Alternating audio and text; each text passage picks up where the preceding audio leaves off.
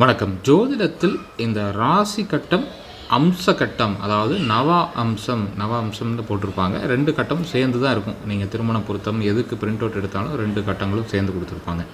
இப்போது நார்மலாக ஒரு ராசியில் ஒரு கிரகம் உச்சமாயிருக்குன்னு வைங்க. உதாரணத்துக்கு சுக்கிரன் உச்சஸ்தானத்தில் இருக்கார். ஆனால் நவ அம்சத்தில் நீச்சஸ்தானத்தில் இருக்கார் அப்படின்னா நீங்கள் நீச்ச பலன் தான் எடுக்கணும். இந்த கிரகம் வலு இல்லை, இங்கே 100% பலம் இருக்கிற மாதிரி காமிச்சாலும் நவாம்சத்தில் நீச்ச வீட்டில் இருக்கார் அப்படின்னா அப்போது நீங்கள் அது 10% தான் பலம் எடுத்துக்கணும். அதே மாதிரி சில சமயம் இங்கே ராசி கட்டத்தில் இப்போ உதாரணத்துக்கு சுக்கிரன் புதன் வீட்டில் கன்னி வீட்டில் நீச்சமாயிருக்கார் அப்படின்னா நவாம்சத்தில் உச்சமாயிருக்கும். ஸோ அந்த டைமில் நீங்கள் சுக்கிரனுக்கு நீச்ச பலன் எடுக்கக்கூடாது, உச்ச பலம் தான் எடுக்கணும். சுக்கிரன் பரிபூர்ணமாக 100% அந்த ஜாதகருக்கு அந்த தசா புத்திகளில் பலனை தருவார். சுக்கிர தசையாகட்டும், வேறு தசைகள் சுக்கிர புத்தியில் அல்லது வேறு நட்சத்திரங்கள் வேறு கிரகங்கள் சுக்கிரனுடைய நட்சத்திரம் இருந்தாலும் அந்த பலன் வரும்.